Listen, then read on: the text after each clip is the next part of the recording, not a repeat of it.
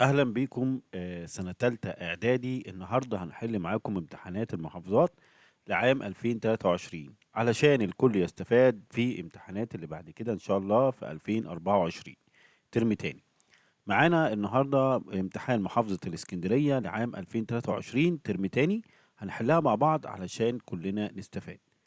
أول سؤال عندنا في الخريطة أو في الجغرافيا، بيقول لنا أمامك خريطة اكتب مدلول الأرقام الآتية.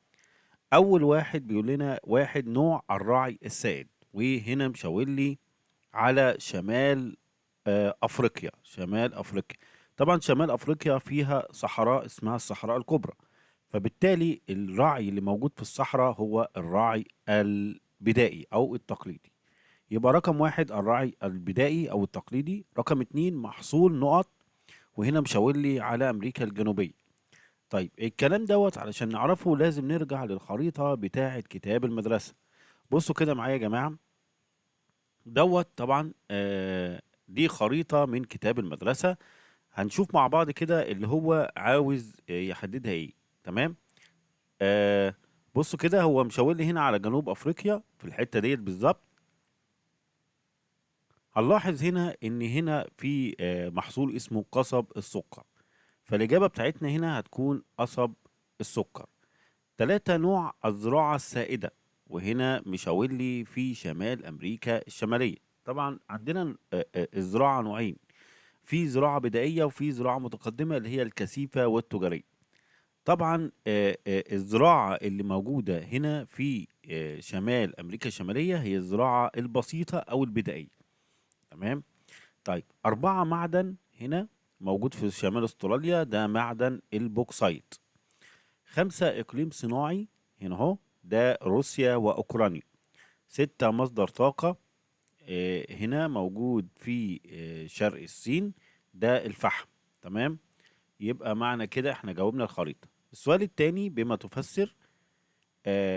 واحد، تعد الولايات المتحدة الأمريكية أكبر دول العالم إنتاجا للألمنيوم. هقوله حيث يتوافر بها مقومات صناعة الألمنيوم من طاقة كهربائية وخبرة علمية وفنية ومتطورة وسوق محلية وخارجية يستوعب الإنتاج.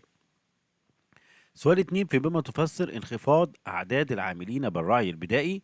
هقول له انخفض في شبه الجزيرة العربية نتيجة توطين البدو وتدفق البترول، وفي وسط آسيا نتيجة انتشار التعليم وتغير نشاطهم للعمل بالصناعة والزراعة والخدمات. السؤال ثلاثة، بما تفسر أهمية إقليم المرتفعات الوسطى في ألمانيا. هقول له وجود سهول خصبة تجري بها أنهار وتغطي بالغابات المخروطية وتقصر بها التلال والينابيع المائية التي تعد مناطق جذب السياح. السؤال جيم في السؤال الأولاني بيقول اكتب المفهوم الجغرافي لكل عبارة. واحد، مورد زراعي تعد دولة تايلاند أولى دول العالم في إنتاجه، طبعا ده المطاط الطبيعي. اتنين، طاقة يستخدم في إنتاجها كل من الفحم والبترول والغاز الطبيعي، طبعا دي الكهرباء الحرارية. تلاتة، إقليم صناعي تتنوع فيه الصناعات ما بين هندسية وخفيفة واستهلاكية، ده إقليم شمال شرق الولايات المتحدة الأمريكية. أربعة، نشاط اقتصادي يسود كل القارات ودول العالم تقريبا، وينقسم إلى نوعين رئيسيين، دوت النشاط الزراعي. تمام. بعد كده بيقول لنا السؤال الثاني، اختر الإجابة الصحيحة من بين القوسين. تأتي قارة أمريكا الشمالية في المرتبة الأولى في إنتاج محصول، طبعا الذرة. من المقومات البشرية للصناعة، هل هي المادة الخام، رأس المال، مصادر الطاقة، الموقع المتميز؟ طبعا مقومات بشرية هيبقى رأس المال. ثلاثة، أكبر المدن النيجيرية تكدسا بالسكان، طبعا لاجوس.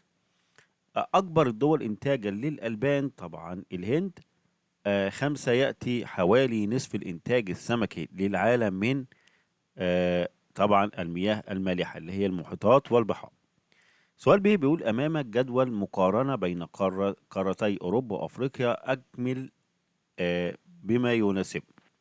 خام الحديد، هو عاوز هنا دولة مستوردة لخام الحديد من أوروبا، ودولة مصدرة لخام الحديد من أفريقيا.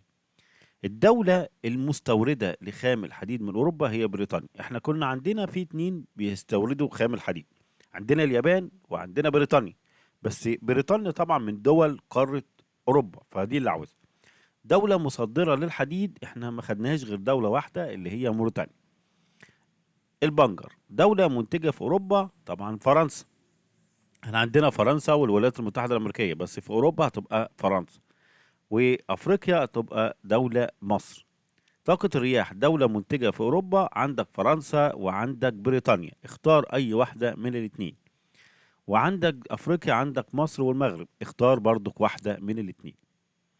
بعد كده السؤال، في سؤال أيد صحة العبارات الآتية، بس هنا مش مكتوب، بس أنا هقولها لكم شفوي، اللي هي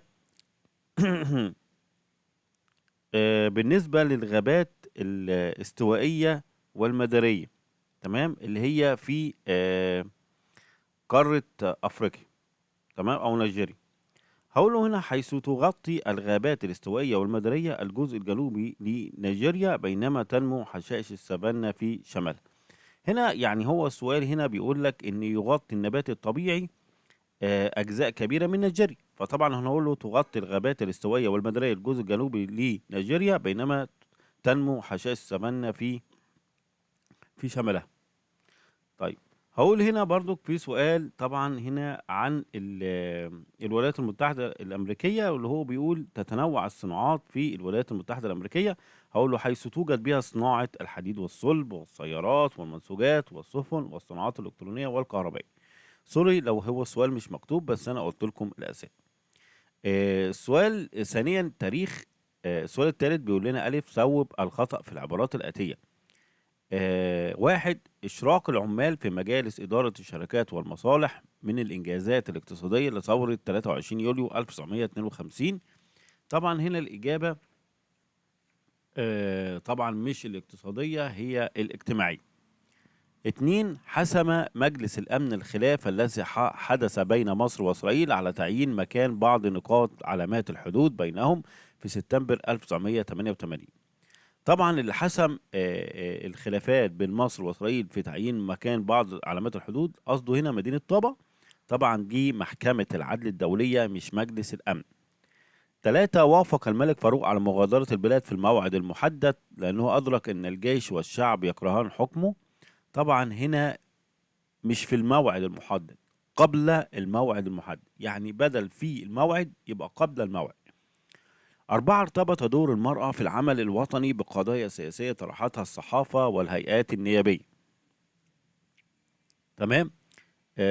رقم أربعة، طبعا بقضايا اجتماعية مش سياسية. بعد كده السؤال الخامس: كان من نتائج مؤتمر كامب ديفيد حدوث مفاوضات أسفرت عن توقيع اتفاقية بين إسرائيل ومنظمة التحرير الفلسطينية 1993. طبعا هو مش مؤتمر كامب ديفيد، هو مؤتمر مدريد. السؤال اللي بعد كده: ما النتائج المترتبة على إدراك الدول المصرية مكانة المرأة في الفترة من 1981 حتى الآن؟ هقول له آه، أدى ذلك إلى إنشاء المجلس القومي للمرأة وتقليدها بعض الوظائف والمناصب المختلفة. بعد كده سؤال اتنين: في ما نتائج الضربة الجوية الناجحة ونيران المدفعية على طول القناة في حرب أكتوبر؟ قالوا: مهدت الطريق لعبور الدبابات والمدرعات والآلات العسكرية من مختلف أنواعها. ثلاثة، تولي المشير أحمد إسماعيل القيادة العامة الموحدة للقوات المصرية السورية في حرب أكتوبر. هقول له: أدى ذلك تولي التخطيط والتنسيق على الجبهتين المصرية والسورية بدقة ومهارة عالية. قاد خطة الخداع لصرف أنظار إسرائيل عن التجهيزات الهجومية، وحصل على وسام نجمة سيناء وهي أعلى الأوسمة العسكرية. بعد كده سؤال جيم: أيد بالأدلة صحة العبارات الآتية. قامت الولايات المتحدة بموقفين متشابهين في حرب فلسطين وحرب الاستنزاف. هقول له: في حرب فلسطين قدمت الولايات المتحدة إلى مجلس الأمن باقتراح لوقف القتال، وأقامت هدنة مدتها شهر يمتنع خلالها اليهود والعرب عن جلب الأسلحة والمحاربين إلى فلسطين، وأن يكون ذلك تحت إشراف دولي. بالنسبة لموقفها في حرب الاستنزاف، أو تدخلت الولايات المتحدة، فقدم وزير خارجيتها مبادرة عرفت بمبادرة روجر لوقف إطلاق النار تمهيدا لحل نزاع سلمي. بعد كده أيد بالأدلة رقم 2 تعددت أشكال الدعم العربي لمصر وسوريا في حرب أكتوبر 1993. هقول له تقديم بعض الدول العربية الدعم العسكري لمصر وسوريا والدعم المالي لمصر وسوريا، وقرار وزراء النفط العربي في اجتماعاتهم في الكويت الذي نص على خفض الإنتاج، حظر الصادرات النفطية إلى الولايات المتحدة الأمريكية. تمام. السؤال الرابع أول سؤال فيه بيقول اكتب ما تشير إليه كل عبارة من العبارات الآتية. شاركت فيه كل من الهند ويوغوسلافيا سابقا بأندونيسيا، وكان لمصر الريادة فيه. طبعا ده مؤتمر باندونج. بعد كده يراها بعض المؤرخين إن هي تكتسب أهمية كبيرة لما تركته من آثار على أغلب الحركات التحررية. طبعا دي ثورة 23 يوليو 1952. جيم بيقول 3 تسلم السلطة في حين لإجراء تعديلات دستور 2012، ده المستشار عدلي منصور. 4 مهدت الطريق أمام إسرائيل للقبول بمبدأ التفاوض بين الأطراف المهتمة بالقضية الفلسطينية. هقول له ده مبادرة الرئيس السادات لزيارة إسرائيل 1977. 5 منع اختراق الطائرات الإسرائيلية للأجواء المصرية عام 1969 و 1970، ده حائط الصواريخ. سؤال به بيقول ما أوجه الاختلاف بين دور كل من الجيش المصري والشعب في ثورتي 23 يوليو 1952 و 25 يناير 2011. أولا دور الجيش في ثورة 23 يوليو 1952 حيث قام بها ضباط الجيش وتحركوا في يوم 23 يوليو 1952 وسيطروا على المواقع المهمة في القاهرة والإسكندرية.